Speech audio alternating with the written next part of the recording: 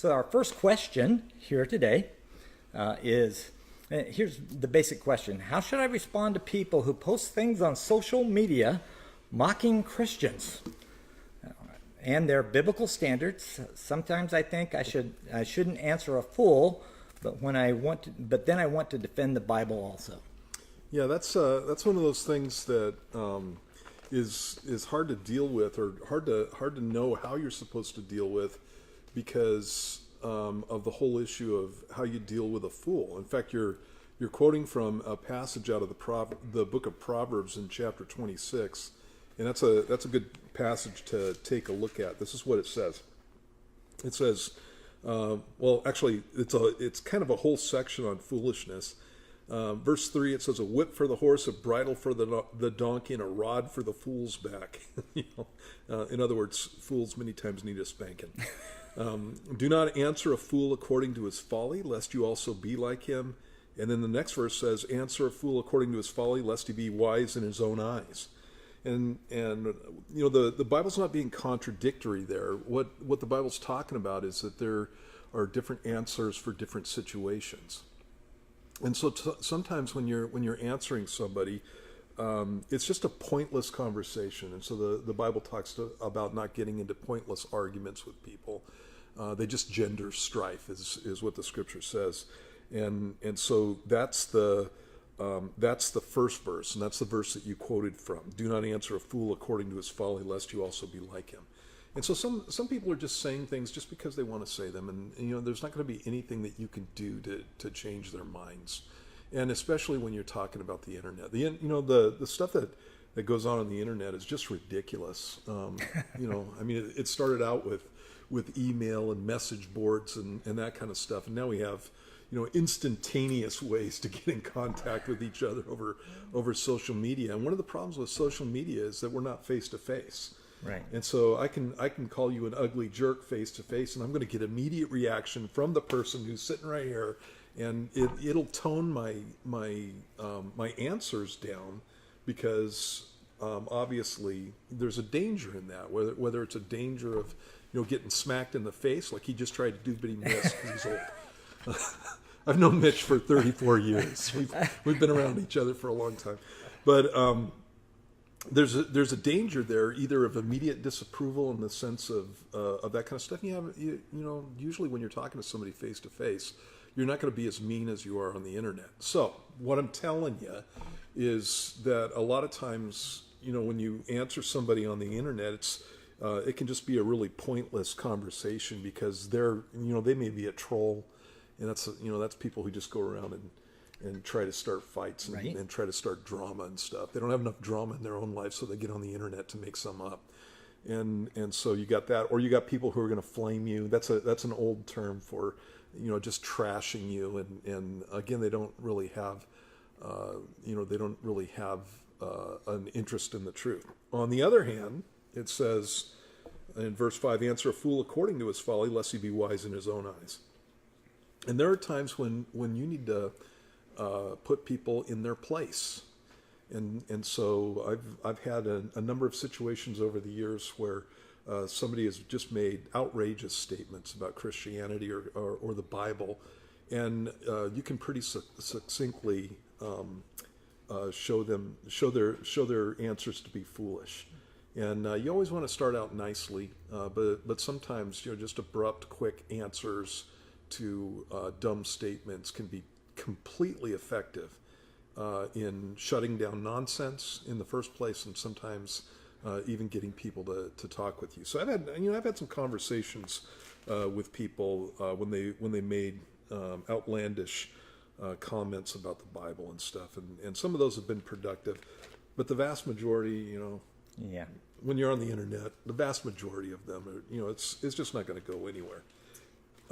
There's another passage in Matthew 7 that applies to this whole thing, and it's in the Sermon on the Mount.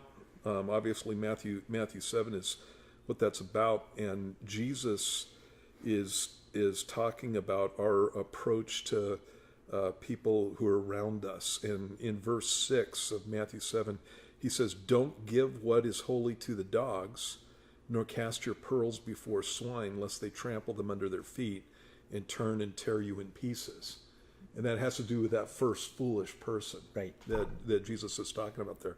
They're, giving something that's holy. The word just means set apart for special use. You don't take things that are set apart for special use and give them to dogs, because they have no way of appreciating that. So I love dogs, but dogs are just doofuses. They don't know.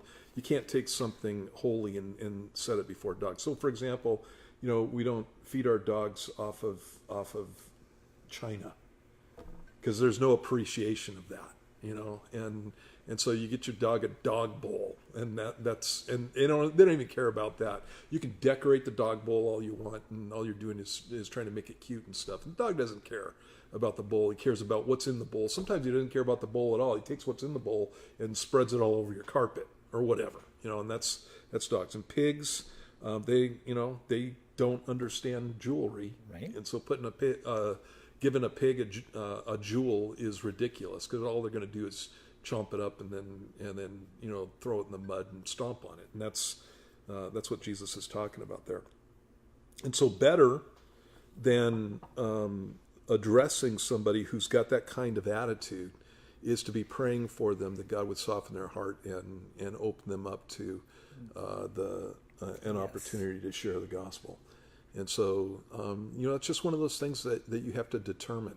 But again, I've had situations where I've been talking to people over the internet or over text that had a general tendency to flame me or just to trash me, and pretty succinctly just shut them down. Had a conversation. My wife was having a conversation with a friend of hers, and my wife had asked her about.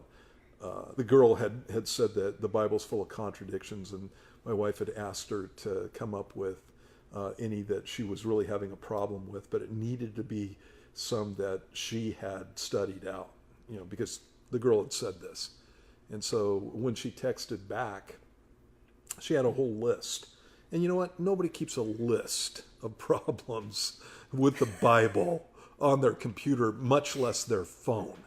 Usually. And so as soon as she did it, I just looked at the text, and, it was designed in a certain way, had partial quotes with ellipses. That's the little 3-dot type thing that fills in for a part of a quote that you're not looking at. And so I just Googled it and found the article that she got it from. And so then they had about a half an hour conversation about the fact that she didn't actually have a list of problems, that she just got it off the internet, and she was being disingenuous, Right.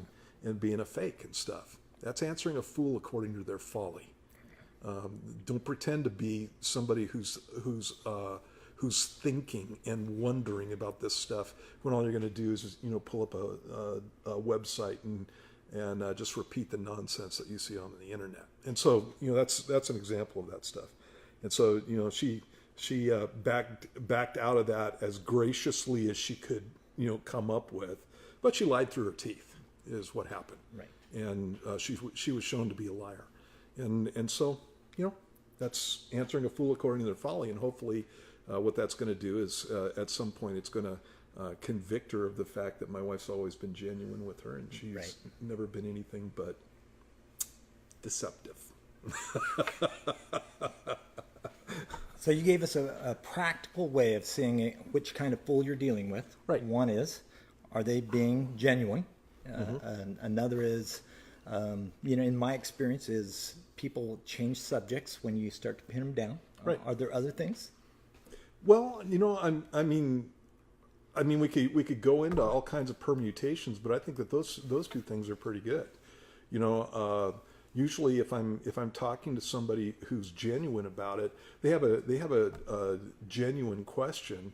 They'll sit there and listen to the answer. They're not going to come up with five other subjects before you even get the answer to the first question out. Now, I don't pin somebody in that kind of category immediately, because people have a tendency to get defensive. But if I can say to them something like, "Hey, I don't want to go on all those other things until I answer this question. So do you want me to answer the question or not?" and then you can tell Then where you they're can- at. right. And if they're like or not, well, it's like then I don't have time for you, buddy. And move on to somebody else. One of the things that you need to keep in mind, and when Jesus says don't throw pearls before swine and what's holy to the dogs, basically what he's telling you is don't waste time on people who can't appreciate it.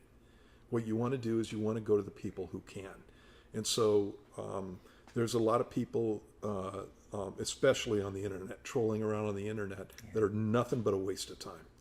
And so your time is much more better spent on people who actually want to hear what you have to say. And again, you don't want to pin somebody in that category without being reflecting on where they're really at. Yeah. But most of my experience on the internet has been a lot of this is nothing but a waste of time. So absolutely. Yeah. And just one other thing, it's been my experience also that I'll deal with someone even 10 years ago that was actually not willing to hear as being a fool that I can't answer according to Scripture because they don't want those answers. 10 years later, they're willing to hear. And so you always want to be willing to go back to people to get those answers. Right. That's the point. That's the point of praying for them, so that their heart changes. And so somebody that the Scripture might identify as a dog that's not going to appreciate things that are holy doesn't have to stay that way for the rest of their life. And so God changes hearts, and He's the one who's in the business of bringing people to the Lord. So, yeah. Hopefully that answered your question.